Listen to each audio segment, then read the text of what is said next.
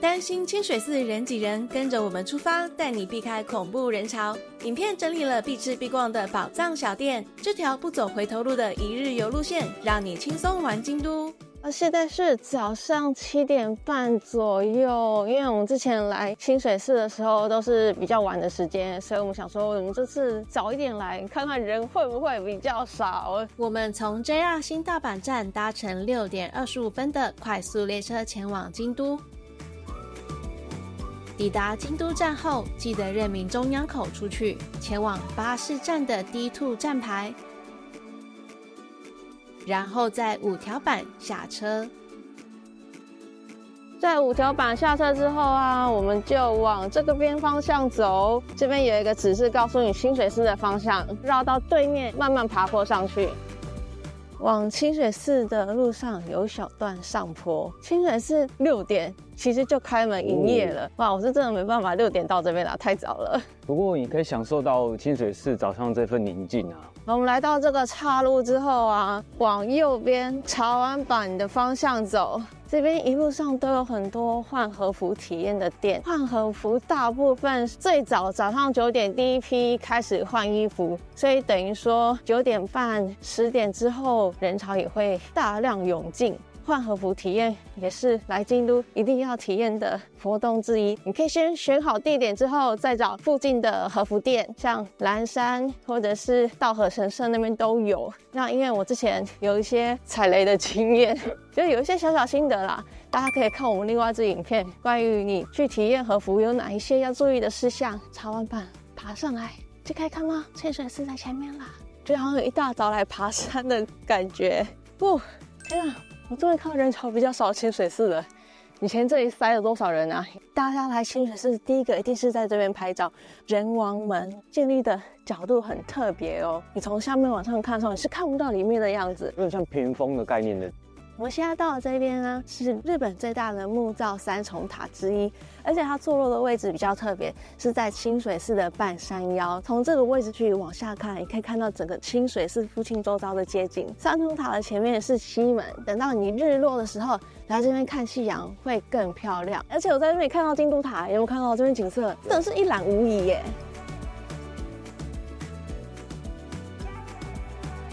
然後這邊買門票是只能付現金的哦，大家記得。這個法杖多大根？這是柱的考驗嗎？岩柱有沒有？哇，這個根本拿不起来。看這個單手，好的。好，對不起，我說我對不起。這邊有個臉黑黑的，叫做出世大黑天，它主要是在拜事業、拜財運。因為我看到上面有那個錢袋跟祈求的，這邊要先脫鞋子才可以進來，還感受一下集中的冥想感覺。然後拿那個棒子去敲一下中院。哇，這棒子還蠻重的哦！哇，考驗臂力耶！這是一個初步的考驗呢。因為冥想有時候會有一些雜七雜八的想法，但是你敲了之後，你就可以專心聽着那個聲音，可以很快幫助你冥想。其實不一定要敲這個，因為清水寺旁邊的蟲鳴鳥叫聲就有讓你帶入心境的感覺。但是限定要很早來，如果說你在下午來的話，這邊都是人。像我現在已經7點半多，我覺得這個人潮也算 OK， 逛起來是很舒適的。相對中午的那種很恐怖的人潮，真的已經非常好很多了。你會發現很多來京都清水寺必拍照必打卡的地方，就是來到奧之院這邊，往本堂的方向去拍照，等到櫻花或是楓葉季的時候是超級無敵漂亮。不過其實啊，除了景色以外，還有一個很強的地方，本堂下面的木造工法，它是用懸造式的方式來建築，完全都是用木頭的方式去建造，沒有任何什麼鋼筋、水泥、釘子之類的東西，建造在清水寺的斜坡上，所以它的難度是有的，非常重要的日本國家文化遺產。那我很好奇哦，我觉得京都清水寺這邊6點就關門了，沒有人看過晚上的6點之後的清水寺了。有特別活動的時候才會開放晚上的清水寺，然後還會打燈。那應該超漂亮的。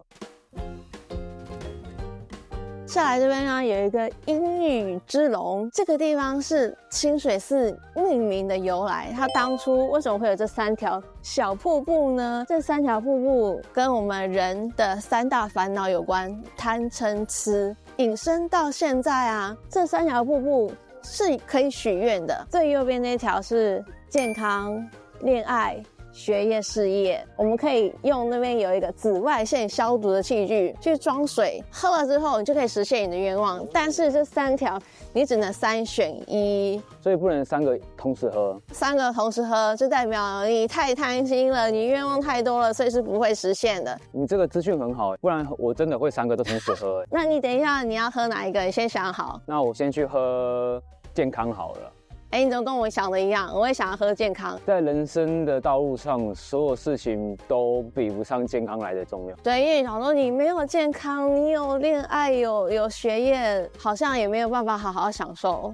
建議大家要去商店街之前，先上完廁所再出去。大家看好，現在目前接近早上9點，很多店還沒有開，不過陸陸續續都有人潮了。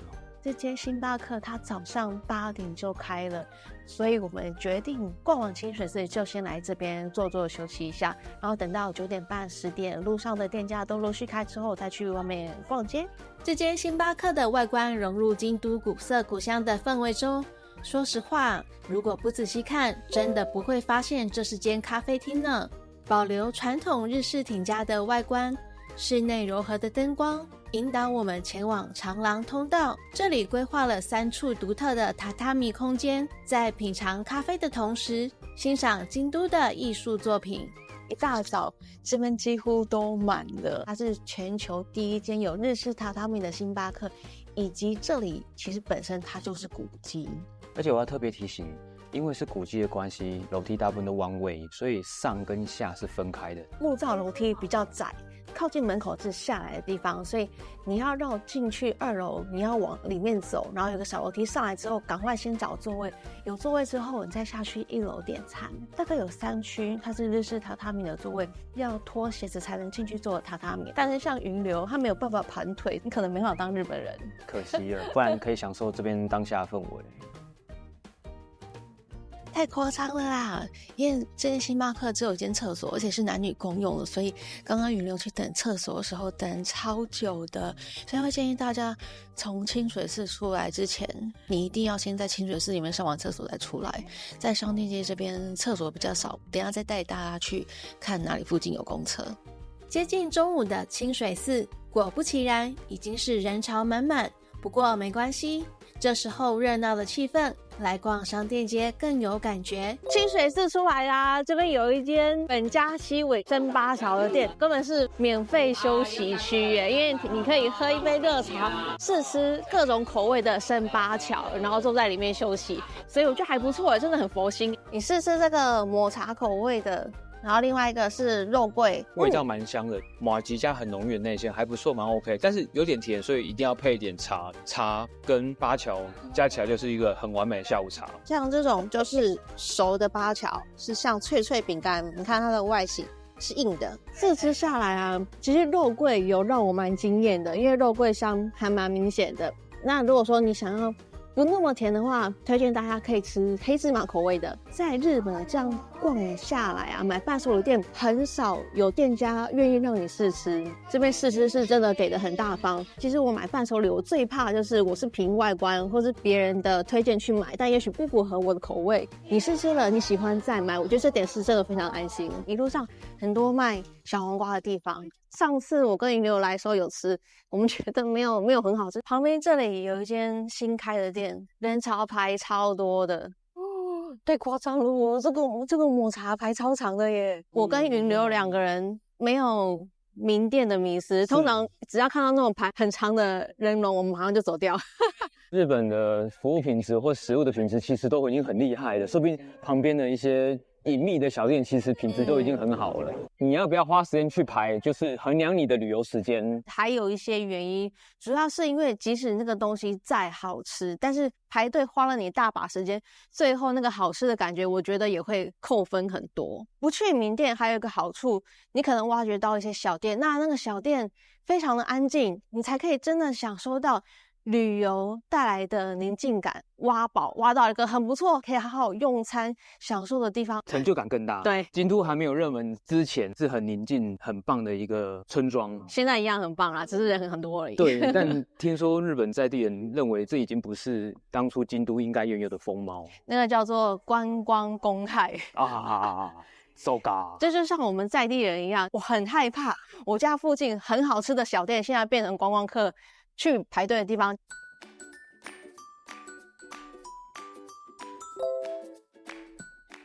那大家猜猜看，在這邊第一名人氣的是什麼？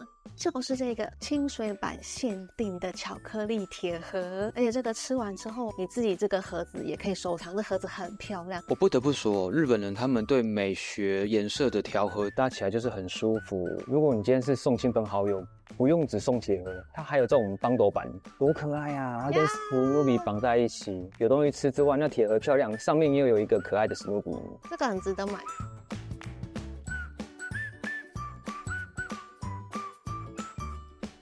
這裡還有一個馬克杯，也是清水板限定的。因為清水寺人潮這裡真的很多，其實這一間後面也有一個小休息區，你可以點個飲料或是甜筒，然後坐在裡面休息。對，我剛才看到很多人都拿着甜筒進去休息了。來到清水板與3年坂的交界，絕對不能錯過這間300年老字號的七味家本鋪。最早其實是清水寺旁的茶屋，因為擔心冬天參拜的信眾太冷，貼心的在茶湯裡加入糖心子，幫大家暖暖身體。沒想到大受歡迎，後來逐漸轉型為七味粉與辛香料的店鋪。購買七味粉時，請注意，如果成分含有台灣列為管制的藥物，是禁止攜帶入境的哦。逛完七味家本鋪，順着清水板往前走，旁邊馬上就有公共廁所可以休息一下。接着我們原路折返，前往3年坂繼續開逛啦。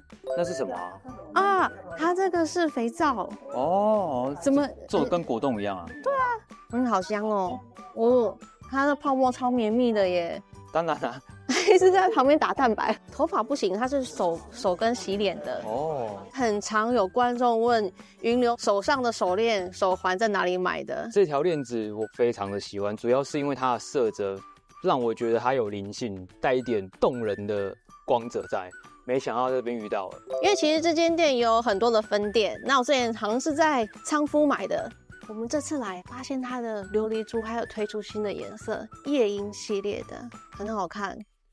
我應該會買這個金色的這一條，還有旁邊是深海系列的綠色，還有一系列富士山的。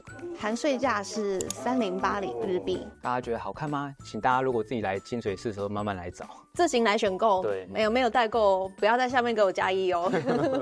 來到京都，除了朝聖清水寺之外，這裡兩側古色古香的傳統木造町家，配上高聳的五重塔，絕對是代表京都街道靈魂的打卡點。如果你有體驗和服，那就不能錯過八坂根生堂。這裡最大的特色就是這片色彩繽紛的背景，這一顆顆彩球叫做樹猴，象徵手腳被綁住的猴子，代表只要你能控制內心的慾望，夢想就能實現哦。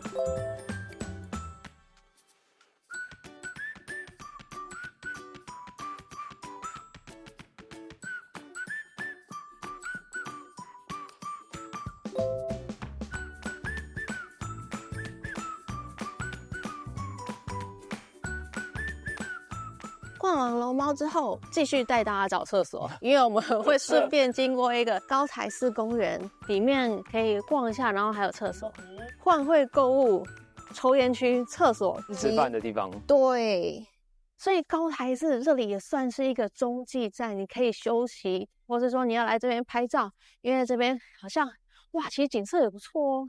從高台寺這邊看過去，你可以看到五重塔，非常的顯眼，因為它有一點點高度，你可以看到京都一層一層的小房子。老實說啊，來京都這麼多次，第一次從不同的角度看這樣的京都，別有一番風味。因為這邊很多的旅遊團的車子也是在這個停車場停車，所以這邊就會有廁所。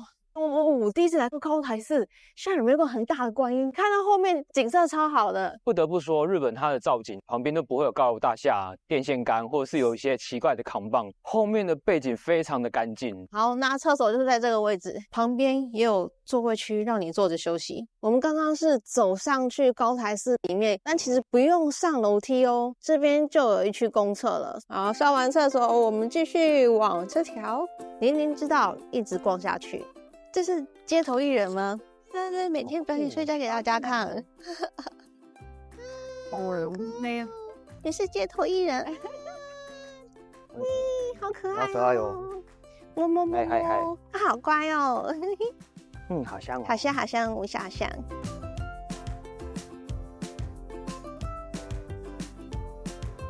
來日本必吃的御手洗團子。據說剛開始是在京都下鴨神社舉辦御手洗參拜祭典時，用來招待客人的點心，這也是它名稱的由來。沒想到鹹甜的滋味太好吃了，才廣為流傳，變成今天的國民美食。經過高台寺旁邊，這邊有間藤菜梅，因為在本店那裡通常人潮會比較多，店的位置又比較少。高台寺店這間還蠻寬敞的，像我自己來日本，我真的超愛吃團子的，然後也可以點一杯熱的或是冷的抹茶，在這邊小憩休息一下。而且這裡是室內的，比較不用在外面吹風淋雨。那老實說，你覺得它團子的味道吃起來如何？我還是覺得人野八海旁邊路上有一間團子店，那是我目前吃過最好吃的。那這間說真的就是普普通通，那花一點小錢來這邊休息一下的地方。這邊比較特別是它的醬油團子，可以再沾上黃豆粉，會綜合醬油的鹹味。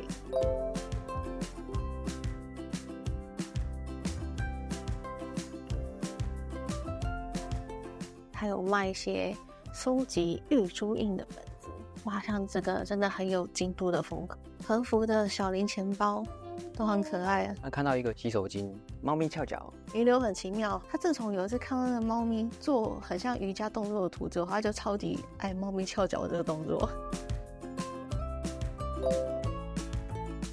八坂神社最有名的就是每年7月舉辦，名列日本3大祭典之一的祇園祭。整個祭典最震撼的重頭戲，就是華麗的巨大花車在京都市中心遊行，更被譽為移動的美術館。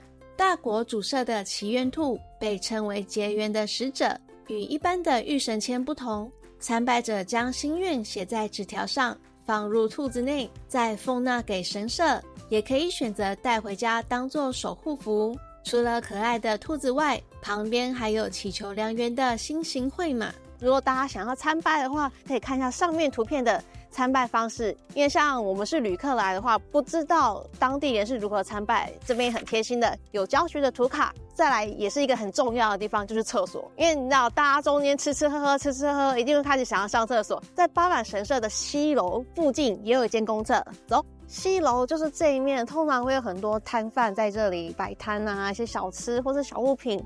這邊有廁所的指標。這廁所做的造型很特別耶，中間這是太極的圖案。逛着逛着，我們巧遇了當地的活動攤販。我這邊有貼國旗的，要不要貼一下？啊，在哪裡來的？台灣。台灣。我是日本人。哇！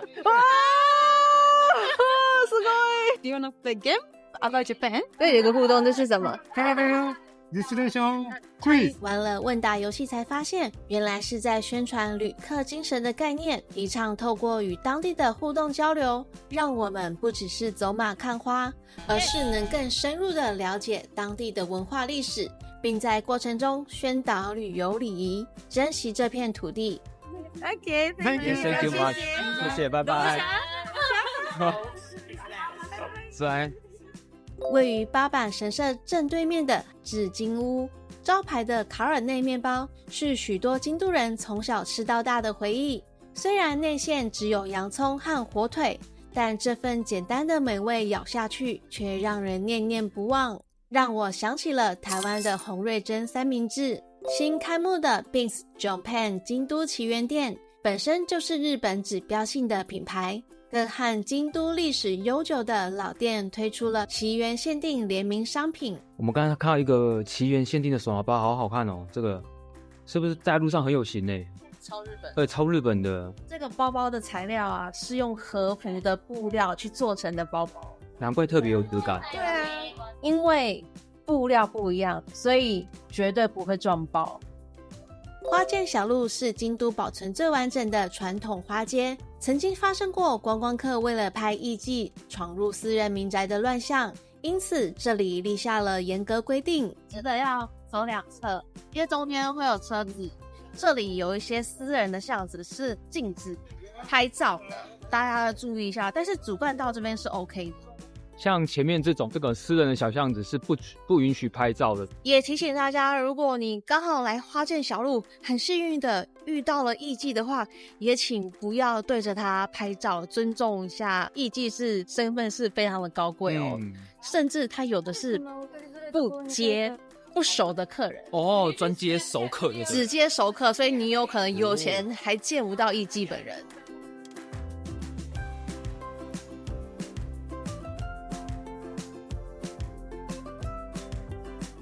這棟是高島屋的 T8， 要去3樓吃中村藤吉。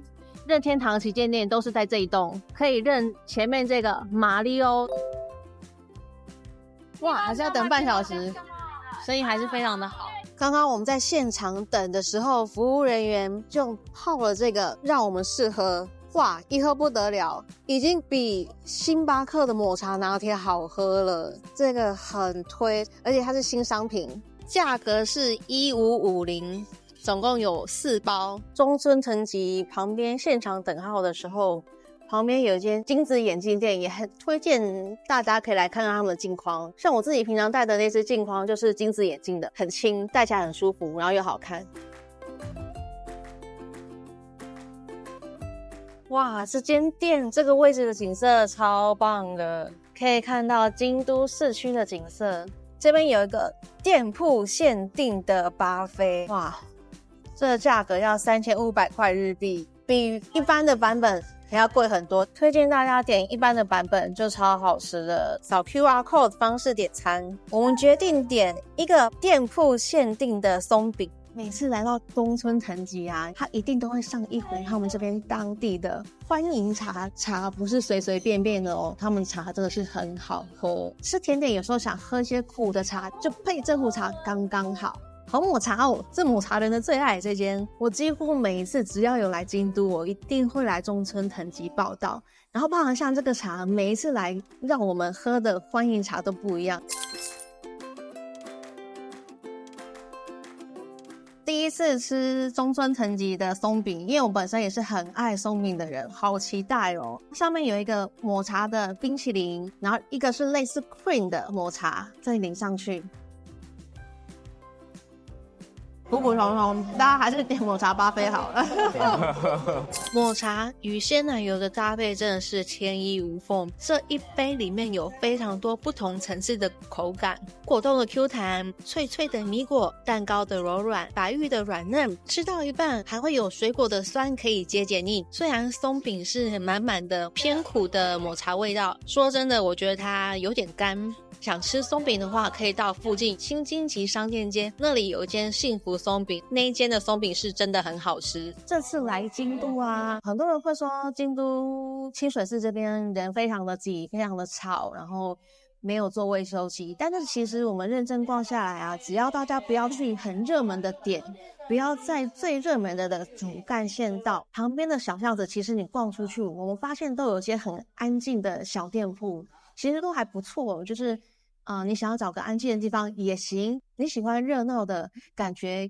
這邊也都有。我還是非常的喜歡京都，它可以滿足各式各樣不同的旅客的族群。你要好好拍照，你要放空，你要好好 shopping 購物買伴手禮。我剛才看一下旅客真的是來自世界各國，每次來這邊都覺得哇，這真的是一個非常國際化的一個景點。清水寺一直都是第一次來京都必逛的地方。那其實像我們已經來清水寺好幾次了，我覺得每一次來京都都有給我不同的感覺，因為這邊地方真的太大，然後有些新的店鋪，所以每次來其實都可以發現不同的驚喜。我們在這邊吃完中村藤吉之後啊，還可以再上去7樓逛任天堂京都旗艦店。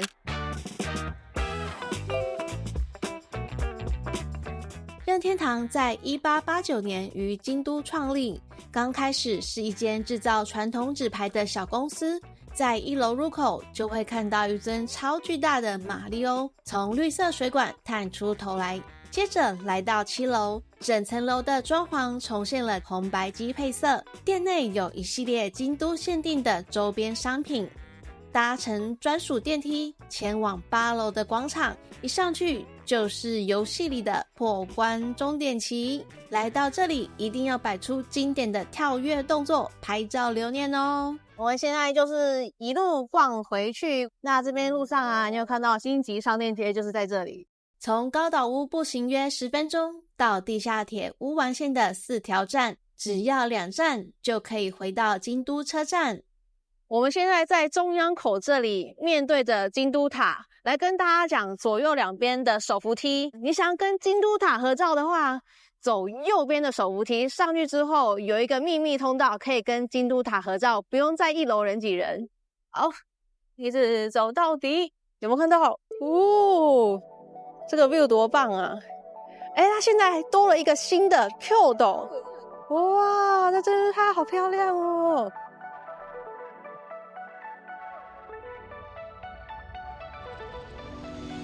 它現在還有這台機器，你掃它的 QR code， 按下拍攝按鈕，它上面其實有一台相機可以幫你拍照。我現在就來試試看。原本以為是免費的服務，後來才知道照片要收費，價格根據像素大小有所不同。我們現在在中央口這裡，面對着京都塔，左邊的手扶梯上去，在南北自由通路可以買很多的伴手禮。往8條溪口方向走，你就可以看到這一區有非常多的伴手禮店可以讓大家採購。要吃京都車站的中村藤吉，就是在旁邊這個手扶梯上去，在南北自由通路再往上一層，可以看流水電梯瀑布。因為流水瀑布最漂亮是在等天色晚一點之後，所以我們決定先上去吃拉麵小路，然後我們就坐手扶梯到這個位置來之後，哇，超高的，然後繞下來這個位置。你跑那麼快幹嘛？這個人肚子很餓，想要趕快吃拉麵。我們上次吃的那間沾麵還蠻好吃的，結果現場的人超多。我們這次來吃另外一間兵庫熟成豚骨拉麵。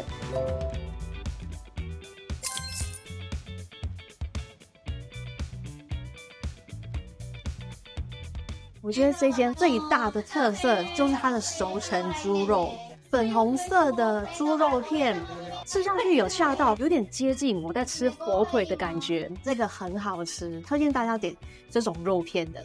另外一個滷得非常透的豬肉，我看它很厚，我原本以為會很硬，這個也很好吃。我放進嘴裡面的時候不用咀嚼，馬上就分成2半，因為它是非常的軟嫩，這個幾乎不用咬就入口即化了。然後它的湯就跟我們一般常喝到的豚骨系的湯底是差不多的，但是這間有一個缺點是，我覺得湯有點太鹹了，沒有辦法調整，只能幫我加熱水。喜歡這支影片就按下訂閱，開啟小鈴鐺，然後分享給你的朋友。我們是創世小夫妻，下集見。